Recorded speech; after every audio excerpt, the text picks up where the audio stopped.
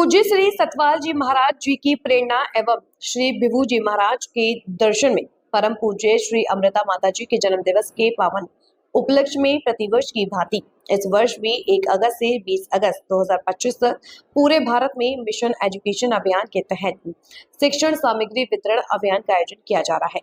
इसी श्रृंखला में दिनांक 8 अगस्त 2025 को मानव उत्थान सेवा समिति शाखा राजकोट द्वारा श्री महात्मा गांधी प्राइमरी स्कूल में 90 जरूरतमंद विद्यार्थियों को शिक्षक सामग्री वितरित की गई। यह सेवा कार्य महात्मा केसरीबाई जी के साथ मानव सेवा दल व यूथ विंग सहित प्राथमिक विद्यालय की प्रधानाचार्य श्री एवं सभी अध्यापक गणों के सहयोग से सफलतापूर्वक संपन्न हुआ।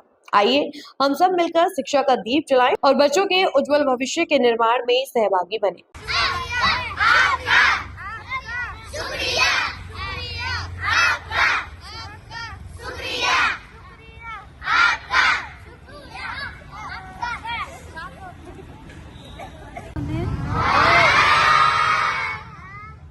અમે માનવ ધર્મ આશ્રમમાંથી આવ્યા છીએ।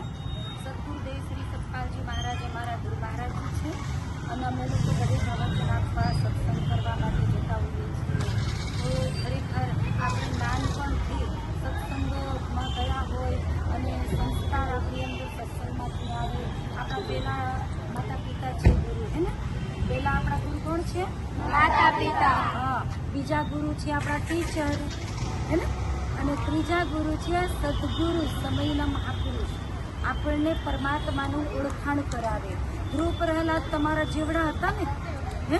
ધ્રુવ પ્રહલાદ કેવલ તમારા જેવડા જ હતા, પણ તેમ છતાંય ધ્રુવ પ્રહલાદ નારદજીની સંગતિ કરી, નારદજીના સત્સંગમાં જતા અને નારદજી એમને ભગવાનના દર્શન કરાવ્યા, બરાબર ને?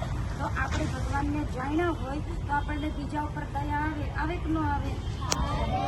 બીજા પ્રત્યે સદભાવના ક્યારે આવે? આપણે અંદર ભગવાનને જોયા હોય તો બીજા ઉપર આપણને સદભાવના થાય, અને એકતા, ભાવના, સદભાવના, ભાઈચારા આ બધું તો ત્યારે જ થાય આપણને કે જ્યારે આપણે કોઈ સાધુ સંતોની સંગતિ કરીએ અને આપણા સંસ્કારને કેળવીએ। આપણે કોઈને ખરાબ લાગે કે એવું નહીં બોલવું જોઈએ, है ना? कबीरदास जी कीधु ऐसी बानी बोलिए मन का आपा खोई औरन को शीतल करे आप હું શીતલ હોય, है ना? કે ભાઈ આપણે એવી વાણી બોલવી જોઈએ કે આપણે બોલ્યા પછી આપણને કોઈ પછતાવો ન થાય પછતાવો, है ना? સારું આપણને ભાવ થાય। તમે જો કે નરસિંહ મહેતાનું પ્રિય ભજન વૈષ્ણવ જન તો તેને કહીએ જે પીડ પરાઈ જાણે રે, પર દુઃખ ઉપકાર કરે તો મન અભિમાન ન આણે રે, હે ને? નરસિંહ મહેતાનું ભજન તમે સાંભળ્યું છે ને કે નથી સાંભળ્યું, હે ને? તો ભાઈ વૈષ્ણવ એને કહેવાય કે બીજાની પીડાને દૂર કરવાના પ્રયાસ કરે, બરાબર? તો અમારી સંસ્થા આવી રીતે વર્ષોથી મિશન એજ્યુકેશન ચલાવે છે। જેમ બેને કીધું એવી રીતે અમારે સુરતમાં બહુ મોટો મિશન એજ્યુકેશનનો કાર્યક્રમ થઈ ગયો। 18,000 કિલોની કીટ બનાવી હતી। કેટલી? 18,000 કિલોની કીટ બનાવી હતી, હે ને? અને એ સમયે કહે છે કે સરકારી કેમેરા લાગેલા, અને એ સમયે અમારી સંસ્થા માટે એક વર્લ્ડ એવોર્ડ મળી ગયો સંસ્થાને કે આવો આજ સુધી કોઈએ કાર્યક્રમ કર્યો નથી, હે ને? ગિનિશ બુકમાં નામ નોંધાઈ ગયું માનવ ઉત્થાન સેવા સમિતિનું।